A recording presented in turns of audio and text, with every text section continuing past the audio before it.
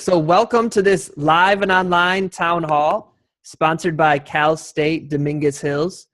Thank you so much. Can everybody snap it up for being here? Yeah, welcome. We're very excited to have you here and want to thank so much Cal State Dominguez Hills for sponsoring this event and making it possible for us to all come together. We want to thank you for showing up. You know, with so much going on in the world, there's sometimes an inclination to want to just step back and not say anything. And instead, you're going ahead and taking the opportunity to connect with community and to share our voices and let people know that we are here and we are going to work together towards a peaceful solution. So what we're going to do today is you get a chance to ask any questions you want. You can ask them by typing them in the chat box. You can either type them to everyone to see, or you can type them to me and I can ask them on your behalf. And then what we're also going to do is, if you want to just ask them openly, I'll ask everybody who would like to share and I'll unmute your mic, and then you can ask our panelists the question. Thumbs up if y'all are with me. Excellent. Okay, so we have two outstanding and amazing panelists.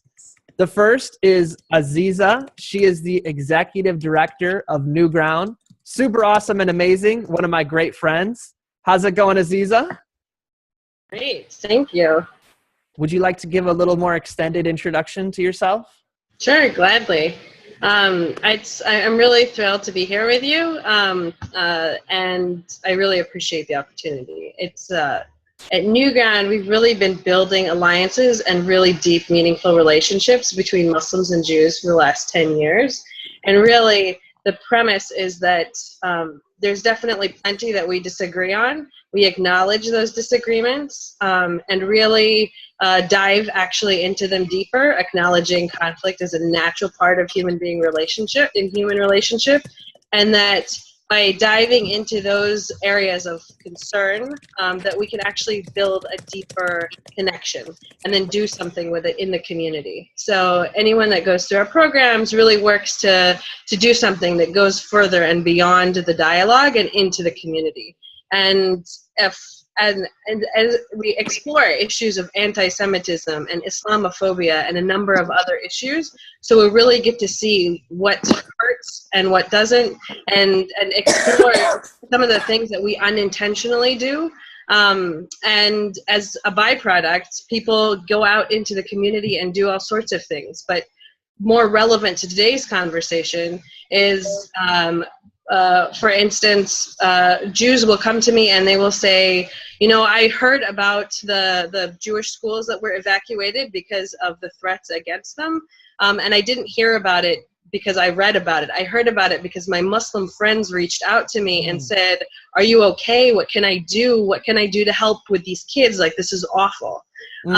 And vice versa. Also, like on the Muslim side, like I personally know several of the 19 rabbis who were arrested yesterday who said no ban, no to Muslims being banned from the United States, and really taking a strong stance. And I could tell you story after story about people who say, you know, it's not okay.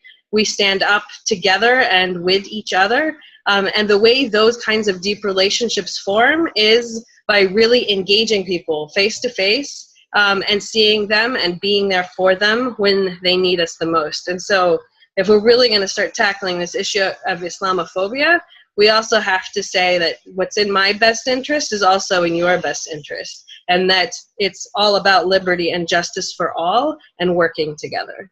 Ameen. Thank you, Aziza. Very powerful. I appreciate that. And I myself am a New Ground Fellow, so I can attest to the awesomeness of the program.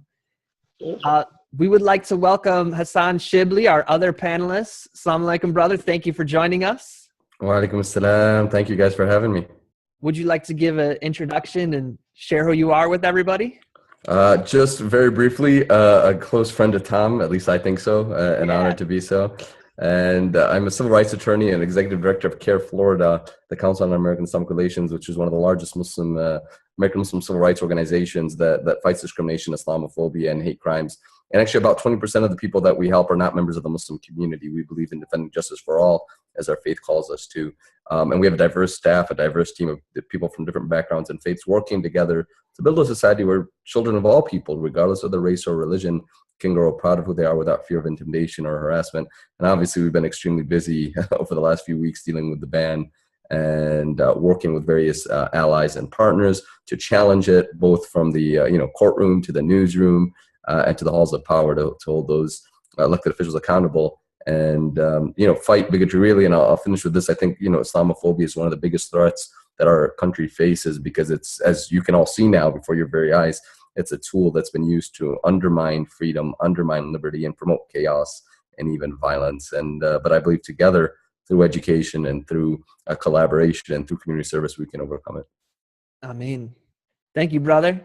I'm always interested in a way to actively do something to help in this situation. What's your advice in terms of what can be done? Okay, so Adora is always interested in what can she do in situations like this. Aziza, Hassan, what do you think Adora or somebody could do right now? Go ahead, Aziza. Do you want to start? Sure, gladly. Well, especially if you're interested in doing something local here in Southern California, it's really actually been inspiring and quite humbling, the kind of outpour that, I mean, I and a number of my friends and people other Muslims that I know have really received from people. The outpour of love and support and really wanting to be allies. In fact, the Rabbi Ruth Stone just called me 2 days ago, a number of other times as well, but was really distraught. She said, my number of my friends did wear hijab, the annual wear hijab day a week ago, and they had such a moving, transformative experience. I really want to organize something like this. And so that's exactly what she's doing. She's on Friday, she's saying, as women and people of other faiths, let's just try it out. We'll wear hijab for the day, see what it's like, live in those shoes. And then on Sunday, let's come together because the Iman Center is actually, which is the Iranian Cultural Center off of Motor Avenue, has an event called Building Bridges of Love, where they're going to be talking about the ban, about Islamophobia, and a number of other things, but specific to this issue. And beforehand, let's come together as people who want to continue to build relationship and talk about our experiences. That way you have the opportunity to both show solidarity, but then also talk about it and build other relationships across just with other people who are actually quite like-minded. Another possible thing, and of course then you can attend the Iman Center event at 3:30 that day as well. And the second thing that can be done is we really do need inspiring stories of people who are willing to talk about meeting Muslims, having relationships with Muslims, and empowered stories where they're standing side by side, not just where I'm standing up for, but where we're both equal, strong, supportive allies to each other. And you've been in this, and you have a number of relationships. So it's just getting into the mainstream media and talking about those human stories, where we can talk about what it's like to just be there together. So those are two ideas, and I will leave the rest to you to be able to talk about some more of the national efforts. Thank you. Those are a really great piece of advice. And, I really believe in people maximizing whatever talents and skill sets they have. Everybody has a skill set that they can use to benefit important causes, such as challenging the Muslim ban. So let me start on a very general level. I mean, the protests that everybody's been doing at the airports were phenomenal, and I believe were critical in creating the public outcry that ultimately pushed, the attorney generals of many states, over 100 tech companies, many NGOs to take a strong position and file legal action, file amicus briefs against the Muslim ban. So being involved on the ground is critical. It's important that we don't get so caught up in digital activism, and I think that's very important. So on social media, obviously amplifying positive messages but to get out there in the classical way and in the streets, at the airports, and express dissent and resist these unjust policies. So joining local protest efforts as needed. Number two, as I mentioned, is finding your skill set and amplifying it. So if you're a good writer, write critical pieces in your local paper, in national outlets as well. Amplifying the resistance, amplifying the message against the ban. If you're good, Tom's awesome with social media and video, so hosting these kinds of forums, inviting people to participate, leveraging social media to educate the public, to mobilize the masses, to educate those especially who aren't aware, and finding ways to build bridges and network. There's a lot of people out there who are very sympathetic to the American Muslim community, but don't know any members of the American Muslim community. So finding ways to build bridges and build relationships and stand in solidarity is critical. Ultimately, I like to find strength through prayer. So I tell everybody, please pray for us. I believe it makes a difference and it has an impact. Definitely keep us in your prayers. And just, find, like Aziz was mentioning, local organizations that are leading the fight, and, reach out to them. They may be overwhelmed. I mean, at Care Florida, we're just overwhelmed trying to keep up with all the requests for help. So, but go out there and offer to volunteer, and just tell them what your skill sets are, what your interest, what your passion is, and see how they can plug you in, and how you could be helpful to them. But be proactive and recognize that the fight to defend civil rights, to challenge the Muslim ban, to challenge Islamophobia, it's just as much yours as it is ours. And take ownership and be proactive and be persistent. I've had some of the best people that I work with at Care Florida, and some of the best volunteers maybe were, applied 3, 4, 5 times to help us. Part of it was sometimes there wasn't opportunities, or sometimes you didn't have the capacity, but they were persistent, and now, we're benefiting tremendously through their help, and they're also benefiting tremendously through the ability to give back to the community. But be proactive, be persistent, be creative, and just look within yourself and what you're passionate about, and leverage your talents to benefit the greater good. Perfect. Thank you so much. Adora, did you get your question answered? We had your line muted. That was so helpful. Thank you. So many useful ideas. And I love what Shibli was saying about she persisted. It's very much in the zeitgeist right now. And also what Aziza was saying about having the courage to wear the hijab for the day and see what comes of it and join in the conversation. So these are very solid and very helpful things. Thank you. And that's a great point Aziza made, by the way, which is, I truly believe part of the reason that the Muslim ban exists, part of the reason, Bannon is promoting his anti-Muslim policies, and the Islamophobia industry spends hundreds of millions of dollars, is because they fear and they hate the Muslim faith and the Muslim community, and they want to see it disappear. And I think the best response is having more visible presence of the American Muslim community out there, unapologetic and proud. And I think if they see that as the response, they will actually be less inclined to promote those policies, because it will have a counter effect. Pharaoh, and I take this back sort of to a prophetic tradition where the Pharaoh hated Moses, so he gathered all the people against Moses, but then all the people stood with Moses, not the Pharaoh.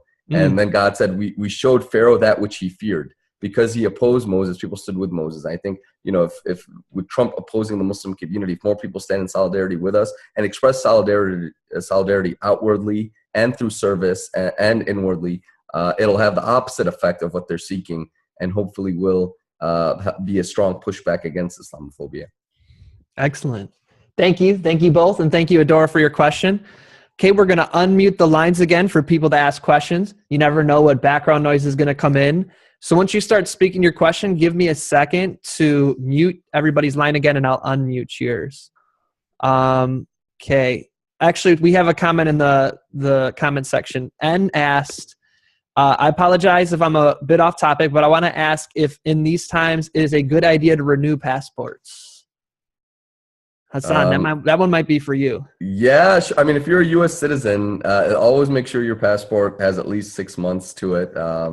And I think it's neither. I mean, if you need to renew your passport, it really should not be affecting the renewal of passports, as far as I'm concerned. And if you are, let us know, because that'll be a good legal fight for us. Perfect. Looks like that we had someone who can answer that. Appreciate it. Kate, so we have another question that says, we have quite a few international students who identify as Muslim. What is your advice for students? And that's for either of you. Aziza, do you want to go first? Sure, gladly. So, I mean, especially with students, like I remember when I was a student and moving on campus and feeling incredibly alone. I can only imagine what it's like right now. Like I have felt alone, and I live with a family, and I'm a mother of 2 beautiful boys, and at the same time, like where I feel the strongest is when I reach out to people and I connect with other just people who, when they see my face, like they see a human, and I am also able to connect, and somehow we both benefit from it. And so my advice is really, I know that it's hard to reach out, it's hard to tell your story, and yet there will be some serious gains when you can reach out to other people from other groups.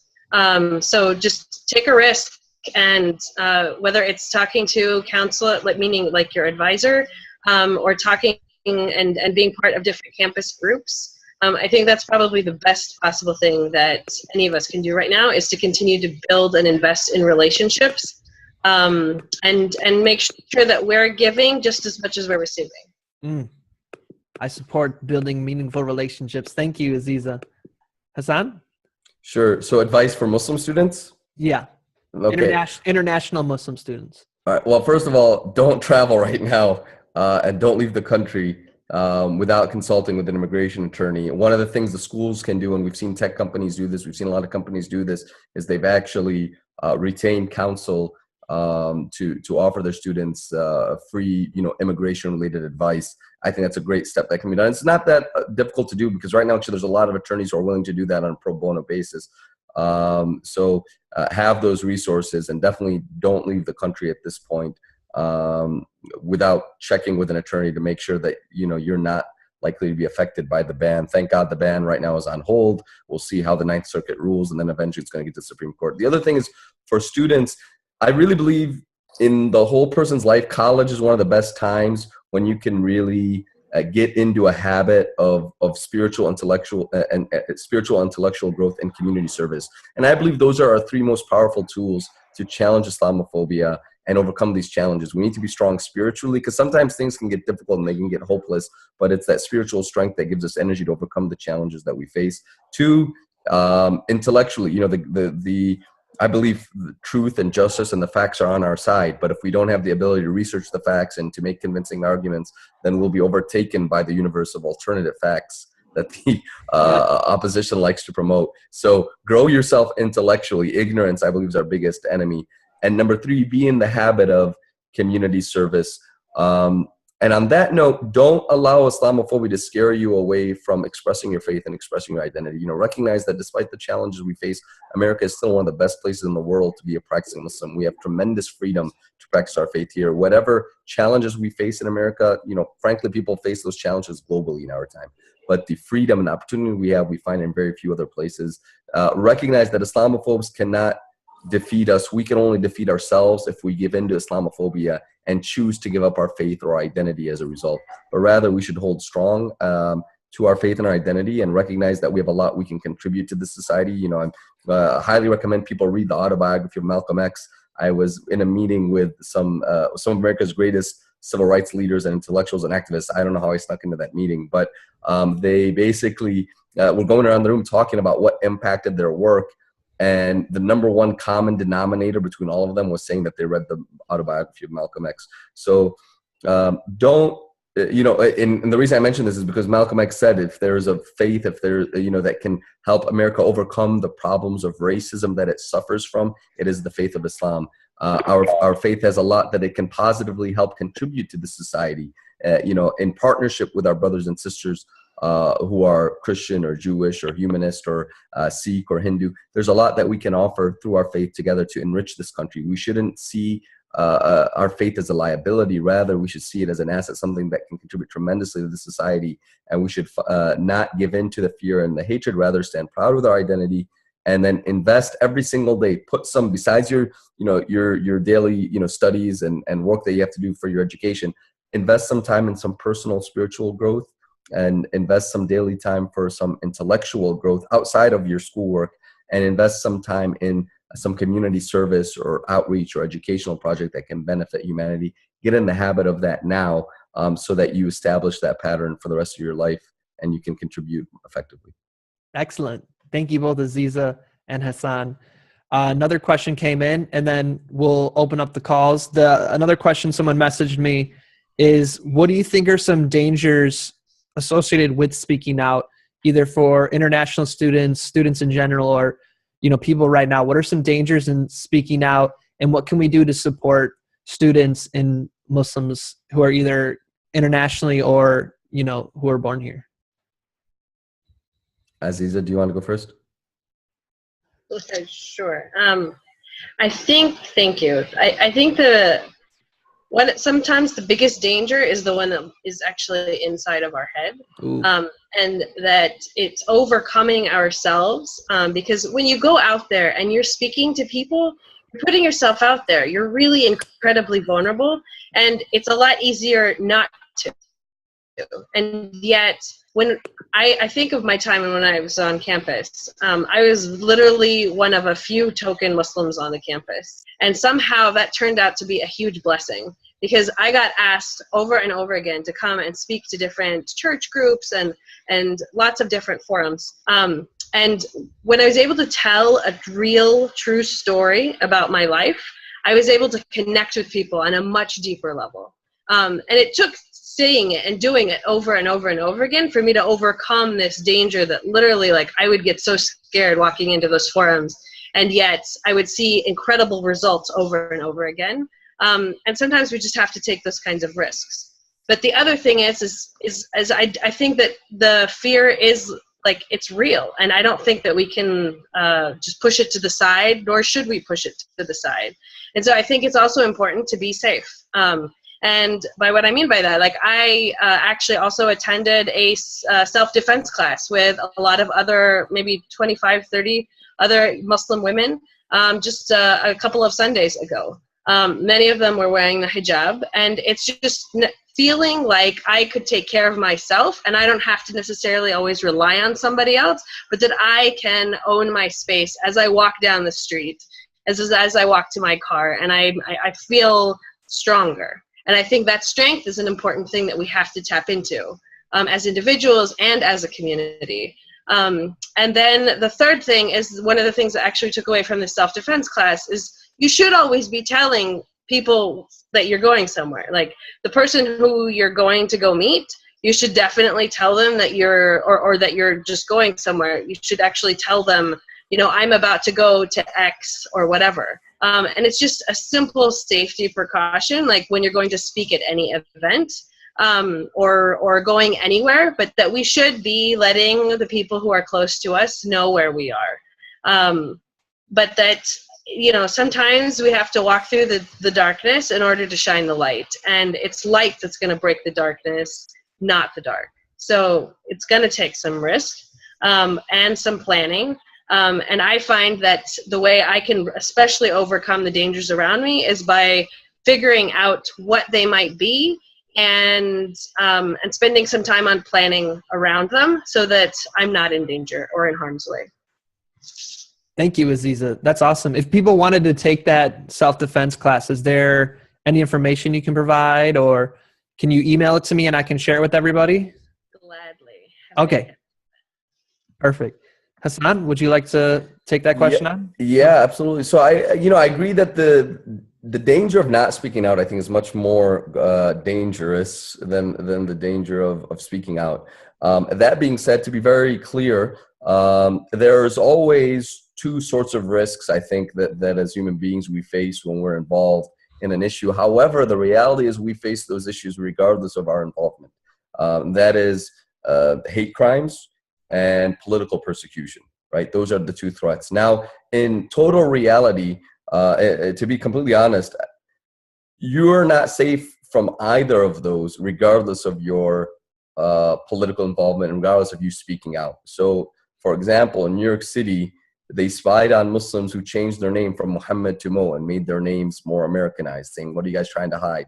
They would like mark a Muslim who went to the mosque too often as suspicious, but they would also mark the Muslim that stayed away from the mosque as suspicious. Wow. They had no logic. There was no escaping being caught up in the dragnet. And virtually, sometimes it's virtually by having ethnicity or knowing people who are members of the Muslim community or having ethnicity from, say, one of those 7 Muslim majority countries, you're automatically maybe subjected to enhanced monitoring by the government. They're really, I don't believe there's escaping that, unfortunately, outside of politically challenging it. And we shouldn't let that hold ourselves back. Same with hate crimes. I mean, the biggest victims of anti-Muslim hate crimes often are not even Muslim. So the threat of a hate crime and the threat of political persecution is there, I believe, whether somebody speaks out or not. Now, how do you protect yourself against these things? Well, when it comes to political persecution, keep in mind 2 critical things. Never, ever speak to the FBI without a lawyer. If you avoid speaking to the FBI without a lawyer, because what's going to happen? I mean, assuming you're not breaking the law, number one thing is obviously nobody, especially, people who are champions of civil rights and justice, we shouldn't be breaking the law, avoid breaking the law. Just common sense is the right thing to do. But that being said, if you're not breaking the law, you really don't have much to worry about from the government, assuming you never speak to them without a lawyer. Assuming you never speak to the FBI without a lawyer. So just never speak to the FBI without a lawyer, you got nothing to worry about. We've helped hundreds of people who've been wrongfully approached by the FBI for interrogation. So just don't speak to the FBI without a lawyer, and you'll be all right. CARE offers free lawyers if the FBI does contact you, and just absolutely refuse to speak to them without a lawyer. Now, if you are not a citizen, keep in mind now, I'm just reading an article today that DHS is considering searching people's social media and requiring them to give their passwords to be let in the country. This is extremely problematic, and we're going to be challenging it. But keep that in mind if you are speaking out and you're traveling and you're not a U.S. citizen. Unfortunately, we don't know how the government's going to be using that data. And I read today about a Canadian citizen who was denied entry to the U.S. because she criticized Donald Trump. And I hate to say that's a reality we live in. And that's why I really encourage U.S. citizens to compensate for the curtailment of liberties of non-citizens outside of the country by being extra aggressive in exercising their rights and their freedom of speech and their use of social media. We got to sort of compensate for that. That being said, the rights I'm talking about domestically apply to everyone, but my worry is for those who are outside of the country trying to come in. If they're non-citizens, the government is looking at their social media usage at this point. And depending on the type of visa they have in situation, there may be wide latitude for the government to deny entry to people. So keep that in mind. It's just a true reality. But otherwise, within the U.S., just don't speak to the FBI without a lawyer, and you'll be fine. Secondly, when it comes to hate crimes, as Sister Aziza said, make sure you take self-defense classes. And actually, at CARE Florida, what we do is our operations director is our Hamza. He actually offers a safety and security training. So we offer training, personal security training in mosque and community center training as well, how to keep your houses of worship and your community centers safe. So be sure you're versed in how to defend yourself if you need to. Perfect. Thank you, brother. And thank you, Aziza. Thank you so much. Okay, I'm just going to go down the line of people who are called in and see if anybody has a question. And if you don't, you can just remain silent and we'll move on. Lisa, do you have a question? No, not at this point. Thank you. Definitely. Person calling in from 419, do you have a question? 561, do you have a question? Ali, do you have a question for us?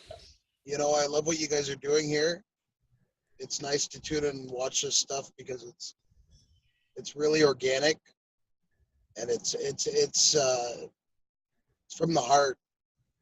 But it's hard to say that we've come so far and we've hit this wall, and it almost seems like you can't get over it. But the more we push, the more we see, the more we try, the more we think about it and pursue it, the closer it gets. So I like watching you guys and kind of learning a little bit more about what you guys are doing. But I don't have any questions. Thank you. Thank you, Ali. We really appreciate that. And just a quick comment on, thank you, Ali, for that note. The reality is it does feel like we've hit a wall, but definitely, and it feels like, I think, especially politically and legally, our country's gone quite a bit backwards. In fact, the other day I was saying, I feel like we're in a different place. The reality is it doesn't feel like we're in a different place, but it feels like we're in a different time. Like the time of the Chinese Exclusion Act, or when people were targeting Japanese Americans or Irish Americans. The bigotry and the Islamophobia that we're dealing with today, I mean, first of all, our African-American brothers and sisters have been and continue to struggle with, and other minorities have struggled with at different times throughout U.S. history, so it's not unique. But that being said, I do believe we're making tremendous progress in building relationships and building friends and allies. So don't feel hopeless, rather recognize that I think we are making progress. Even if we have some political and legal setbacks, I can't tell you how many new friends and people who never met a member of the Muslim community reached out and offered to stand in solidarity with us or fight our fights for us or with us. So there's an opportunity in every challenge. So my philosophy is always find the opportunity in every challenge that we face. Thank you, Yeah, Hassan. I really echo that sentiment. Like I'm super depressed sometimes. Like I will look at my Facebook feed and all the news articles that are coming through, and I'm thinking, wow, like where do I live and what time do I live in? And in that same breath, as challenging as that is, like I attend the Islamic Center of Southern California, and literally every single Friday and on Sunday, there are people outside of the door making a human chain, holding signs, saying we are with you. And literally this last Sunday, there was a family that showed up with a bunch of chocolate chip cookies, and they were just handing them to people as they were walking in. And they were families literally from their vantage point, could even be taking risks by being associated or connected with Muslims. And here they were showing love and compassion and affection. And it's as awful as and terrifying as times are, it's also bringing out something absolutely stunning in the compassion and the beauty around us. That's an inspiring story. Thank you for sharing that, Aziza. Thank you. I'm going to read a question from somebody that they sent in. It says, I'm concerned about marginalized without support systems. For instance, Muslims, converts, immigrants, ex-convicts, and people with mental illness. Since the government can spy or target them, can we sue them for that? And what kind of resources exist in the Muslim community to help protect those in that situation? Yeah, so one of my areas of focus over the last few years has been targeting the government entrapment program. And, author Trevor Aronson has done a phenomenal job documenting this in his book, The Terror Factory, Inside the FBI's Manufactured War on Terrorism. He's the executive director of the Florida Center for Investigative Journalism. He did a great study, and actually it was with one of the California schools, I believe Berkeley, if I'm not mistaken.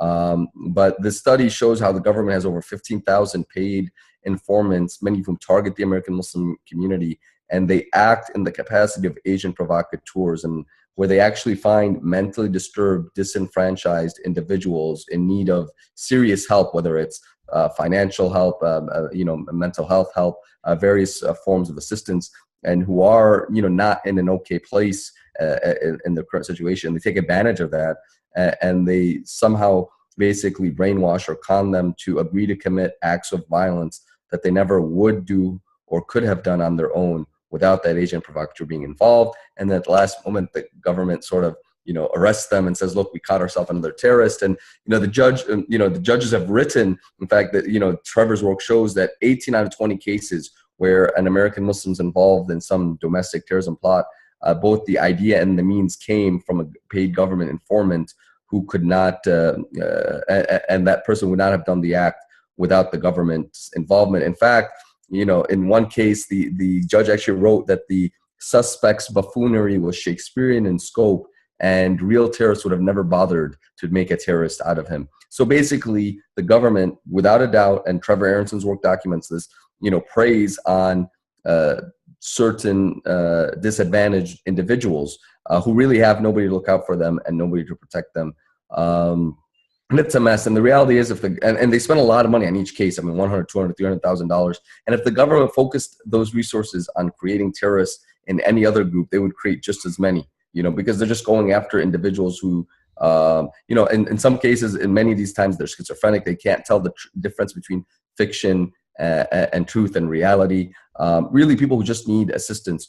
To sue the government, unfortunately, to the date, it just doesn't seem to be a viable option for that. What we're trying to do is twofold. Number one, educate the community as a whole about what's happening and how to protect themselves. And then two, providing resources where when you identify somebody within the community who may be susceptible to being taken advantage of, to get them the proper help they need. And that's, whether it's shelter, mental health assistance, regular health assistance, financial aid, you name it, protect them and give them the proper guidance and support so that they aren't preyed upon by bad actors who will take advantage of them for political reasons. Thank you. Appreciate that. Aziza, did you have anything you wanted to add? I don't know that I have anything on this particular area. Okay. Thank you. I'm just going to keep going down the list here. I believe we were at Crystal. Did you have any questions? Okay. Quadzilla, did you have any questions? Oh, sorry. The name Quadzilla, I don't know how that got there, but I do have a question about supporting international students. So we had a case last year where probably, was it not this November, but the previous November before that, when Trump was first coming into public notice, where a person in Carson, California, an older white woman threw a coffee at a woman wearing a hijab. Wow. And she called her a terrorist. She threw the coffee at her. The student then came to the International Student Services, which used to be a part of the place where I used to work for, or we worked together, the Multicultural Center with the International Student Services. But she was too ashamed to actually publicize this information. And so what do we do for students who face harassment that are international students that may be too embarrassed to publicize cases of violence or harassment? And how can we, as people who work specifically in multicultural affairs, help alleviate some of these conversations and some of these assaults? Perfect. Thank you so much for your question. We really appreciate that. Of course. Who would like Aziza, do you want to start? Sure. Thank you. I this is really hard because you want to empower people's voices and you also want to respect their privacy at the same time. And I think especially for this kind of thing, it's it being there for them, being there to listen, to hear, to just be a support. And then literally, like, it's interesting, people after an event will be there in the short interim, like maybe the first couple of days, etc. Then we get busy. And we aren't really checking up on people and checking in with them and saying, hey, what's going on? How are you doing? And I think it's that commitment to just checking in with the people and keeping our connection. And I know that this all takes a lot of time, and that's what a successful relationship is. It's time, and it's an investment in each other. And it's making sure that, one, they're getting the support, and then as they're comfortable in whatever forum or small conversations, and as we can, and as they're comfortable, like inviting them to share if they are. And I think that's also why we have to share really beautiful stories that are in our history, like Malcolm X, like other civil rights leaders, highlighting their stories, and so that people can feel that power, get behind it, and try to find their own voice. Because what I've seen time and time again is that it's really hard to unlock people's voices. And that the way we unlock each other's voices is by having the opportunity to share, but then also being inspired by somebody else. And so the more we can provide those kinds of opportunities, I think the better we will all be off, because like you said, like there's a bigger risk to not speaking out than there is to speaking out. Thank you, Aziza. Hassan? Yeah, absolutely. Echo what Aziza said. One of the challenges we face is, whether it's victims of hate crimes or victims of government abuse, I even have like people within the government who are upset about the government, profiling and targeting American Muslims and want to challenge it, but who say, hey, for us to be able to effectively challenge this, we need CNN to cover it. You know, we need this to make us some noise in the media.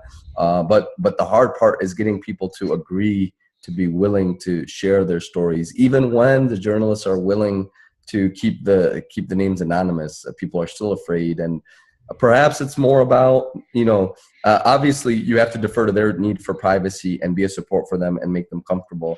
But perhaps it is about building a culture and an environment where people recognize before they're victims the importance of this kind of work of speaking out and engaging, so we can push back and challenge, and taking beautiful examples from the champions of our community, from the lives of heroes like Malcolm X and others, who are willing to stand up for principle and to sacrifice and be out there. Maybe a different example than Malcolm X, because ultimately he was assassinated. Maybe that's why some people are afraid. But the reality is we do need to build an environment where people are willing. To be honest, and to speak candidly, it frustrates me because I'm somebody who's, you know, out there in the media and speaking publicly, challenging Islamophobia, challenging the government all the time. And by the grace of God, you know, I'm not afraid, and I'm willing to put out my neck out there. And generally, I live a pretty happy, comfortable life. So while I can sympathize with somebody who's been the victim of a traumatic experience, why they'd be scared, at the same time, I do believe overall, as a whole, our community also blows it a little bit out of proportion in terms of speaking out. And I think we do need people who are willing to stand up and make their stories heard if we're going to effectively challenge the public discourse on these issues. Did you get your question answered? I did, thank you. Okay, perfect. Tom, can I make a plug for something real quick? Like, I know that you used to hold a lot of open, like, spoken word. I forget the name of the forum that you had. But what strikes me about it is that really you created a space where people could share and just be inspired by each other. And I think the more we can create those kinds of forums, the better off we'll be as a community. I appreciate that, and I appreciate this opportunity to say that on February 22nd, Cal State Dominguez Hills is going to sponsor a second event, and it's going to be just what Aziza said. It's going to be an expression session where we're going to come together with two other facilitators who are excellent at getting the opportunity for the inside to come out. Where before you know it, oh my gosh, you're writing and you're speaking and you never thought you'd do this. So it's a great opportunity because there's some things that when you just say things in your brain, they just loop and loop and loop and loop. But once you get it on paper and you see it and you speak it, beautiful things happen. So that is going to be at 6 o'clock, February 22nd. And if you want the invite to that, just post your email below. Otherwise, the Multicultural Affairs will send that out to you. So thank you for the opportunity for that plug. And I just want to add on to what you both said is that, like Hassan said, is oftentimes if you can practice speaking out before something big happens, then you already have that muscle of resistance strengthened. So even just starting little, where maybe it's your friend or maybe it's online, or starting with just those around you, and then as your circle expands of who you're standing up to, by the time something serious happens, you've already practiced it, you've already done it. But if the first time you have to speak up is against something that's huge, it's a little bit harder. So just practice everyday ways of speaking up and speaking your mind. Okay, we had a question. How do we deal with those? Hang on, there was one before that. This is a good one. How can we reach out to the uncles and aunties who just don't want to rock the boat? And if one of you could give context for those who might not understand the phrase uncles and aunties. Aziza, you want to start? I'll let you take this one first. Thank you. Okay. Hey, Dr. Shuaib, it's great to see you joining us. MashaAllah, Habibi, I miss you, man. We got to catch up. So that's a great question. I you know, for those who aren't familiar, uncles and aunties sort of refers to more old school, you know, first generation American Muslim leadership and immigrants who maybe come to this country and feel like we are guests and that we don't want to rock the boat and we should just be complacent. They also tend to come from, you know, third world countries that are dictatorships where speaking out against the government will get you killed, and where the government actually outlawed, outward expression of the faith. So, there were times in major Muslim majority countries where growing the beard is essentially illegal, or wearing your hijab is essentially illegal, and certainly politically speaking out and challenging authority is illegal. And what that actually has resulted in that when they come to America, they don't necessarily fully understand the concept of, freedom of religion, freedom of speech. As my high school American history teacher used to say, the rugged individualism that makes, the American patriot so wonderful, that we should, we're individuals, we're proud of our identity, we don't rely on anyone, we don't care what others think. That's sort of part and parcel of what's supposed to be the American identity, and that really no group of people truly have a monopoly on what it means to be an American. I think to claim that there is a monopoly on such is in essence, contrary to being American as we see and define it. So I think it's important to help them realize that, America's greatness relies on the extent that there's freedom of speech and diversity, and that challenging authority actually earns you greater respect, and that it's your duty, not simply as a Muslim or as an immigrant, to challenge the status quo and challenge authority, but it's your duty as an American to exercise your freedom of speech, to express yourself, and to challenge authority and hold government accountable to that document, which all of us have hopefully taken an oath at one point or another to protect, which is the U.S. Constitution. Our loyalty is not to Obama, it's not to Trump, right? It's the U.S. Constitution, and it's our duty to protect the U.S. Constitution against all enemies, foreign and domestic, and that means being willing to rock the boat to protect the U.S. Constitution, protect freedom of religion, protect freedom of speech. And some will be more prone to understanding that, some won't, but I believe there's still enough support within the community that those who are working to challenge Islamophobia and defend civil rights and protect freedom of speech and freedom of religion, freedom of expression, they will have tremendous support within the community. So lead by example, do good work, and let your good work set the example and set the standard for others. Perfect. Thank you. Aziza?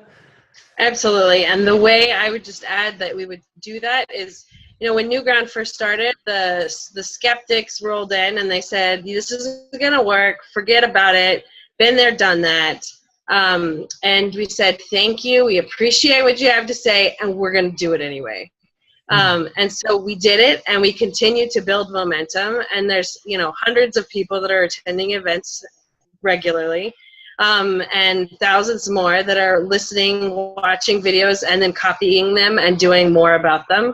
And I think there's an important lesson there, that we get so focused on the people who are saying no to us that we forget about the rest of the people who are around us, who are and it's just about building momentum. Sometimes you just do it, you build something that's beautiful, and people will come. And so if we can just continue to do that and build allies, it's amazing. Like I have a person, like an aunt, who said it's not going to work, and now she's the biggest cheerleader. So it's possible. You just can't wait on the yes from that person. You just have to keep doing the work, and people will come. That's awesome. I'm a big believer in people support what they're invited to build. So if you have somebody who is kind of like telling you not to, just start by asking them little questions where before they know it, they're helping. And then once they've helped, once you've given them a role, then, now they're a part of it. They might as well show up to make sure if their name's on it. So you just kind of like slowly get them involved too. I think that's another way, especially from one who's worked with, I guess, on the other side of the age spectrum, middle school students. So let's see here. Any questions that anybody has? Let me open up the lines just for 2 seconds, all at one time. Anybody have any questions while we have the lines open?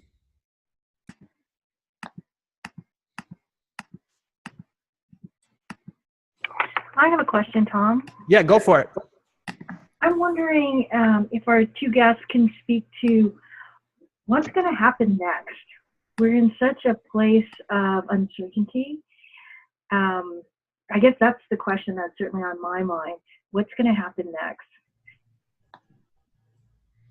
Thank you, Lisa. Excellent question. I'll jump in very quick. Or do you want to go ahead, Aziza? No, go ahead. All right, real quickly, I mean, some specific what's going to happen next and some sort of broader picture. But obviously, as we know right now, everybody's waiting on the Ninth Circuit Court of Appeals to rule on whether the ban on the Muslim ban will remain in effect or not. Regardless of how they rule, it's likely going to end up at the Supreme Court, which will give a final decision. From a lot of legal experts that we've spoken to, and as we've reviewed it, we have a strong feeling, hopefully, that the Ninth Circuit will rule in the community's favor and the public's favor against Donald Trump's executive orders. But regardless, there's going to be continuous litigation in that regard. Meanwhile, I think a lot of this serves as a distraction. We have some very troubling things happening behind the scenes. For example, Steve Bannon, the known anti-Semitic, Islamophobic, racist, bigot, white supremacist, is Trump's top advisor. He's also, in an unprecedented move, positioned himself on the president's National Security Council. So he's growing in influence, trying to grow his power. A lot of people, what I fear, have been sort of slowly been purged out of the current administration. So they're positioning, I think, themselves to promote further troubling executive orders. The next executive order that we're worried about potentially is to designate the Muslim Brotherhood as a terrorist organization. And the New York Times, the Washington Post, the Huffington Post, BuzzFeed, and Human Rights Watch, and many other NGOs and mainstream media outlets have all written how the Muslim Brotherhood has no effective presence in the United States.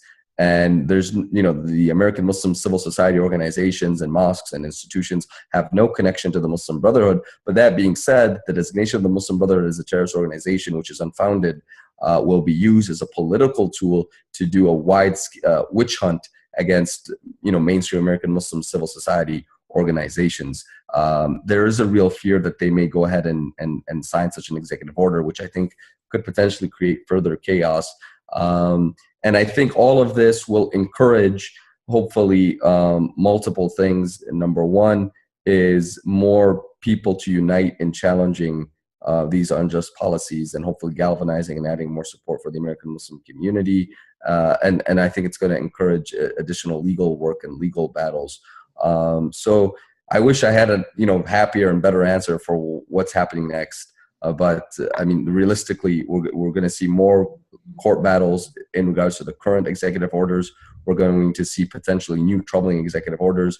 And meanwhile, we're seeing people like Steve Bannon trying to consolidate power. The only hope is that with enough resistance, with enough universities speaking out, with enough attorney generals speaking out, with enough people protesting, with enough legal challenges, at some point there's going to be such negativity and bad press and humiliation around the Trump administration that hopefully they will fall into line or face, severe political consequences in that regard. Let's not forget that the next elections are not in 4 years, they're in 2 years. And right now it's troubling that Trump's party, and again, from my position, we're nonpartisan, but it's clear right now that Trump's party potentially may be controlling all three branches of government, right now, as they control the Congress and the executive branch, and then potentially with the nomination of the Supreme Court, have a majority on the Supreme Court. It's critical that we get a diverse. There's a reason we have separation of power and diversity of checks and balances, and it's difficult to have checks and balances when the same party is controlling all the branches of government. So hopefully we'll see a lot of people mobilizing to have their voices heard in preparation for the upcoming election, and also resisting and standing in solidarity regarding any current policies, not just those that target the American Muslim community, but obviously Latino Americans, African Americans, women, and minorities, and others that are targeted. We're going to see hopefully more people uniting together to defend a cross section of causes, and we hopefully see that we all need to stand together, because what affects one community or one minority really is affecting all of us. It's the same hate that's targeting us all. Perfect. Thank you, Hassan. Aziza, did you share already? Yeah, no, I have not. And I think it's something that we have to keep asking ourselves. And what's next, and how am I going to play a role in what's next, instead of just allowing events to dictate. Like, to some degree, there is no control, and there's this feeling of hopelessness, and like we can take back some of that, taking back that hope by being more together and preemptive, by coming and building those relationships. But it's not just reaching out to people who are like-minded, or just the closest allies. It's reaching out and building allies across differences. And what really strikes me about the moment that we're in is that we're so deeply polarized as the United States, as like political parties going on political lines. Like, we need people who are going to be voices of courage, who are going to reach out and say, okay, I'm having a really tough time with this content, and I'm going to reach out to you. I know that I'm going to have a tough conversation with. And I'm purposely going to read publications that I have a challenging time reading. And I'm going to wrestle with because it seems like we've been really, I know we've been building to this apex of strong disagreement, where we no longer see the other side as human. It's just the other side. We start seeing people who are there. And I think if we can just focus on those people and what they're really trying to say, we'll be able to finally get somewhere. And it comes back to the advice you gave, Tom, which is sometimes you just have to ask a question.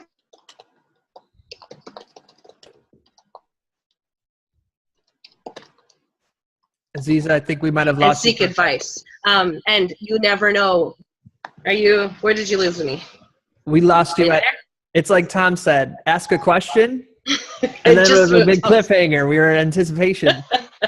Great. So it's like Tom said, like, ask a question and seek advice. Like, you never know where it will take you, because those two things can really get you actually to a place where you have deeper understanding, they have deeper understanding, and you can build on something that's even stronger because you've built across differences instead of just your own program.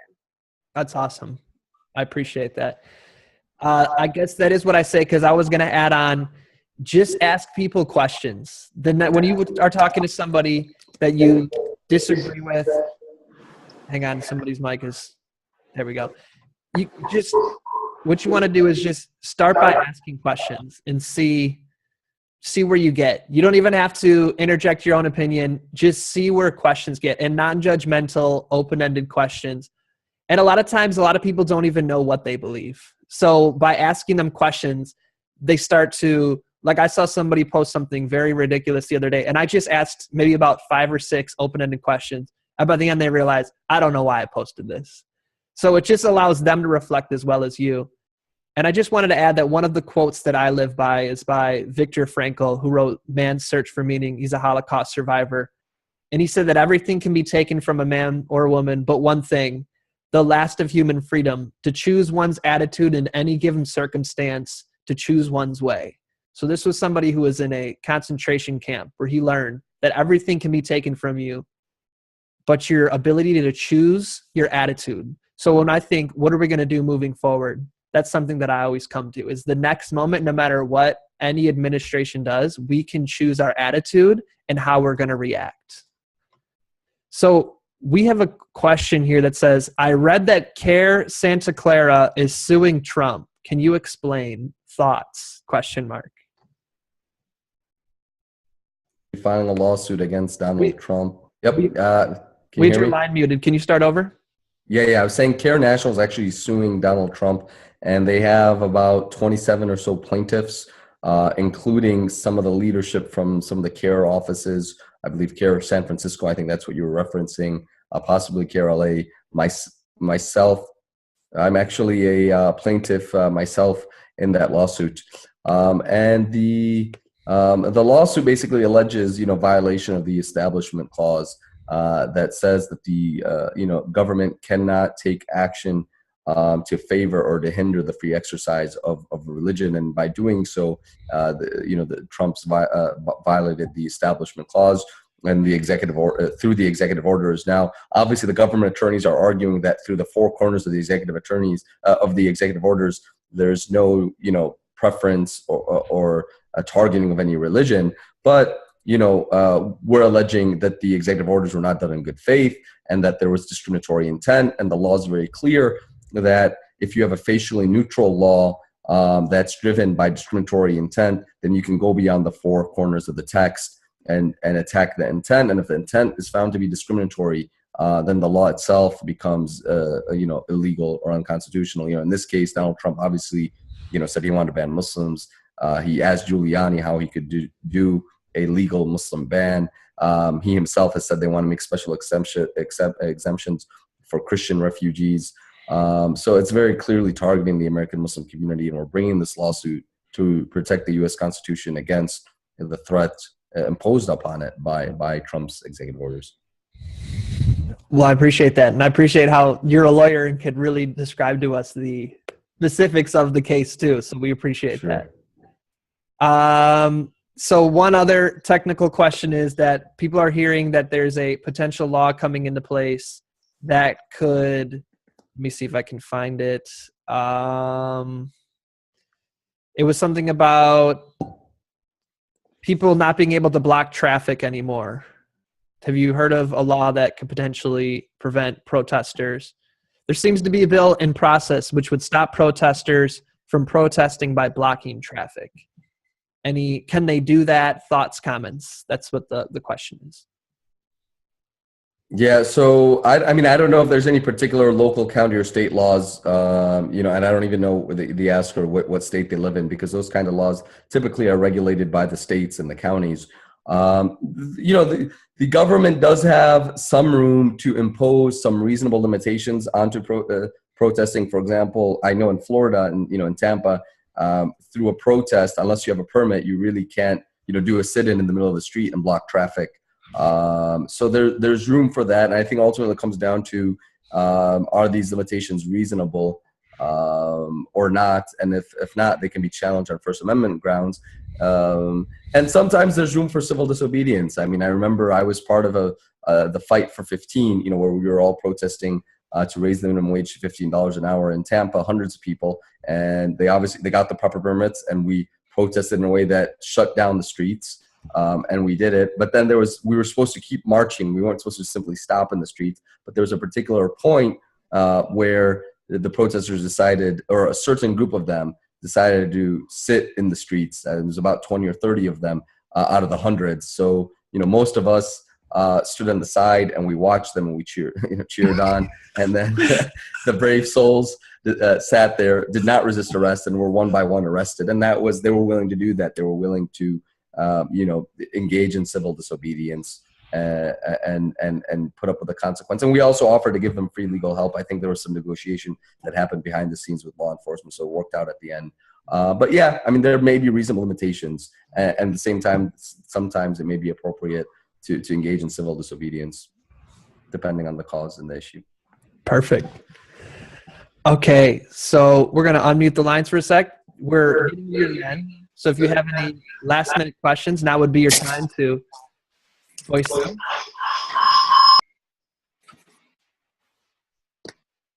Okay. When it comes to Donald Trump, what are the odds that this guy is actually going to put a full term in? Oh man, we're praying not much. Impeachment. What was the question, Ali? Can you ask that one more time? With all the talk of like Trump getting impeached and the motions have started, like what are the odds that he's actually going to make it through this term successfully? And when I say successfully, I mean to the next election. Without facing impeachment. I mean, I think if he keeps up creating such chaos every single week, not much, hopefully, but it's impossible to tell at this point.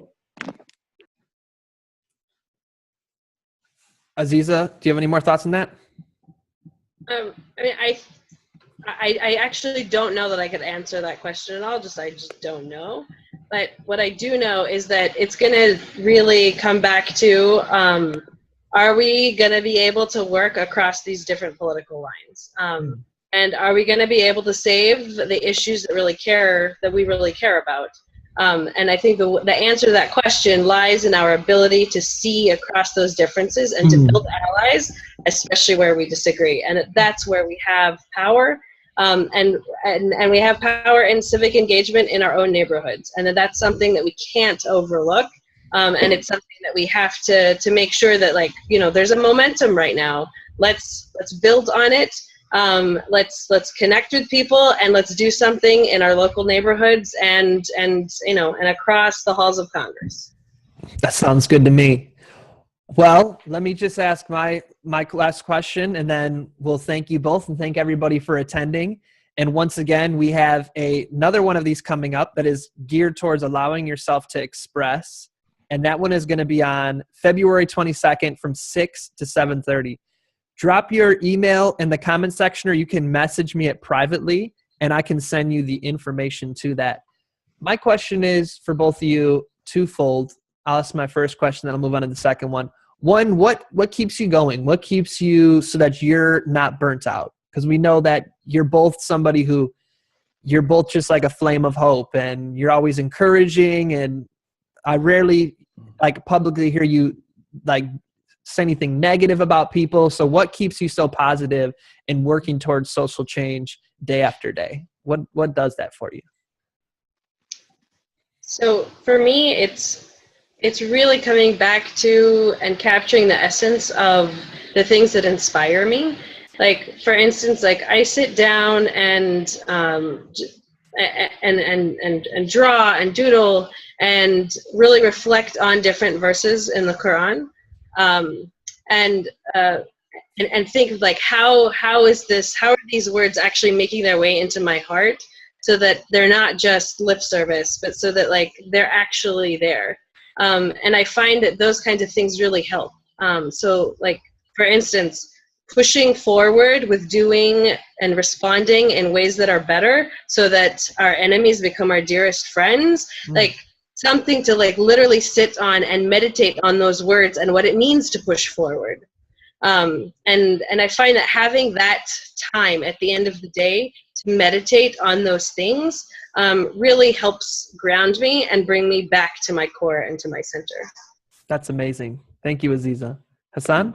Yeah, I mean, very similar. I mean, tremendous inspiration really from the life of the Prophet Muhammad, peace be upon him, who we believe, and his teachings, who we believe was sent as a mercy to all creation, and who struggled so much to spread that mercy and that hope and that compassion to humanity. Even when his own people initially rejected him and fought him and made him bleed, he would simply pray for their mercy and for their success, and who would shed tears at night, praying for his people and praying for humanity and wishing nothing but good for them. And, you know, I have a set of, you know, of his sayings that often inspire me. One being, you know, that if you have a sapling or a seed and the day of judgment was about to start, make sure you plant that seed. Nobody may benefit from that seed because the day of judgment is going to start and nobody's going to benefit from that tree growing, but you're not responsible for the results. You're responsible for your efforts. So he, you know, it taught people to work hard at the best that they can, not necessarily worrying about the results, but having sincerity and hard work, and working to show appreciation to God by honoring God's creation. So a lot of strength and courage is taken from the life of the Prophet Muhammad, the Holy Quran, and then all of our great brothers and sisters that stand with us in solidarity and inspire us to work harder, and to see the smile on the faces of the people that we're blessed to help makes it all worth it.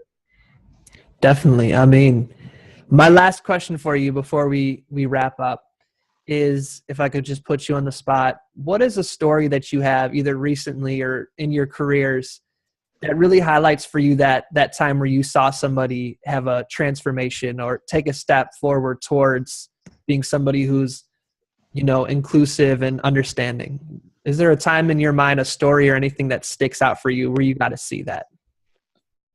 Aziza?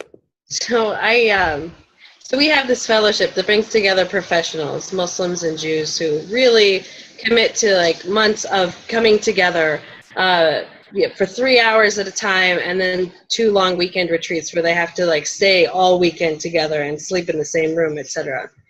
On one of the first meetings, like we had brought in somebody who was a little bit hesitant, not quite sure if this was the right space for her, really on the skeptical side. And I remember her walking up the stairs of the mosque, and literally, like, you could visibly see her shaking. Mm. And I recognized it, and me and the other facilitator started asking questions, just saying, like, why are you uncomfortable? How can we show you around? Just helping her feel more familiar and comfortable in the space, and asking her questions about her, and, like, what motivated her to come. And over the course of these months, like, she was clearly pushing herself to be in this space. And over the course of this month, she's built these strong relationships. And every now and then, she definitely says things that really get people riled up. And at the same time, like, it deepens that conversation. And eventually what happened was she helped create a video along with other people in her cohort of Muslims and Jews praying side by side in their own authentic way, like, truly, like, where they're true to themselves. And they created a video about it, and they prayed all around the city of Los Angeles, greater Southern California. And now this video, which is called Two Faiths, One Prayer, has been seen hundreds of thousands of times, made its way through Upworthy and news media in the United States, and it's really, like, has gotten really great coverage in Al Arabiya and in Pakistan's main newspapers, etc. And it's just really one of those beautiful stories that, like, if we can push ourselves and be there for each other when they're pushing themselves, we can really accomplish beautiful things together. MashaAllah. Thank you, Aziza. Hassan, do you have a story for us you'd like to share? Is this you? Yeah, 813. Okay, there we Can you go. hear me? Hey, everyone. All right, I'm back now, I think. Anyway, sorry about that. Let me just say the story real quick. Generally, a lot of times, it's much easier to speak to people who, preach to the choir. It's difficult, as he was mentioning, to sort of reach out across the political spectrum and speak to different people out there. And that's one of the reasons, although I turn down many more requests than I get, but that every once in a while I'll accept to go on a conservative news program, like from Fox News or others. And even though I know I'm going in a very hostile environment, to go in and make our perspective and our voice heard. And the reality is, every time you do go, I always get a ton of death threats and a lot of crazy things. But what makes it worth it is practically every single time I've been there, I get countless messages from people who identify themselves as, maybe conservative, possibly right wing, Trump voters, who have said that now they consider me and us and the Muslim community friends after they've seen, heard us speak and seen us on the program. It just happened very recently. And last time I was actually on the show that replaced Megyn Kelly last week or a week or two ago on Fox News. And the first message I got was somebody who said, "Listen, I'm a Trump supporter, and I never thought I'd say this, but now I have tremendous respect for the Muslim community and count me as an ally and as a friend, and will stand with you against these policies." So never give up hope in people. And never, give up hope in engaging. Obviously, use your wisdom in what forums and when you engage. But you can, as Aziza said earlier in that verse in the Quran, that evil and good are not equal. Respond to that. Respond to evil with that which is better, and you find that your worst enemies can turn into your best friends. Ameen. Thank you, brother. Very much appreciated. And thank you, everybody, so much for joining us. We want to thank Cal State Dominguez Hills Multicultural Affairs Department for sponsoring this amazing opportunity for all of us to get together. I want to thank every single person who joined us today. In answer to my own question, my belief is that I've never seen a group of diverse people get together and have open dialogue and not come out the other side more connected. And so I really appreciate this opportunity to do this with you all. Hassan, I want to thank you so much, brother. May Allah guide and protect you. Aziza, thank you so much, Aziza. We appreciate that. The same for you. I pray that everybody is safe and that whatever you believe in, I pray that you are given the strength to continue on your path and to speak up against injustice and to be, as my grandma would say, we all have a small area of influence that we can use our leadership to make a difference in.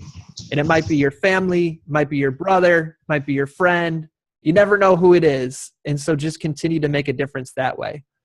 If you want to get a hold of Aziza, where can people get a hold of you?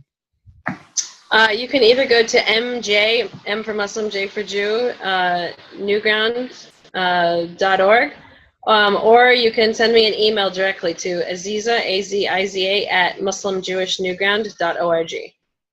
Thank you so much. Brother Hassan, where can people get a hold of you? Yeah, so I just posted my Facebook and my Twitter. Let me put the Care of Florida website and finally my email as well. I put those in the comments section. So facebook.com/HShibly, H-S-H-I-B-L-Y, or on Twitter at Hassan Shibly, H-A-S-S-A-N SHIBLY. Careflorida.org is our website, and my email is hshibly, HSHIBLY, at cair.com. Perfect. If you have any questions for me, if you want to join any other programs that I'm going to be doing this month, you can find me at tomearl.com, TOMEARL. Once again, that's tomearl.com. Thank you so much, everybody. I hope you join us once again on February 29th. It's been an absolute pleasure joining you all. I thank you so much, and I wish everybody peace and blessings. Assalamu alaikum. Thank you. God bless. Wa alaikum assalam.